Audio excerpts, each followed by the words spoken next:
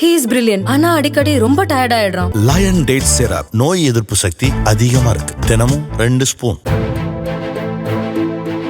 கேரள மாநிலம் எரிமேலி அருகே தமிழக ஐயப்ப பக்தர்கள் சென்ற வேன் மலைப்பாதையின் கொண்டை ஊசி வளைவில் திரும்பும்போது தடுப்பை உடைத்துக் கொண்டு அந்தரத்தில் தொங்கியபடி நின்றது. காயமடைந்த 5 பேர் மருத்துவமனையில் அனுமதிக்கப்பட்டுள்ளனர். ஓட்டுநர் தூக்க கலக்கத்தில் வேனை இயக்கியதே விபத்துக்கு காரணம் என முதற்கட்ட விசாரணையில் தெரியவந்துள்ளது.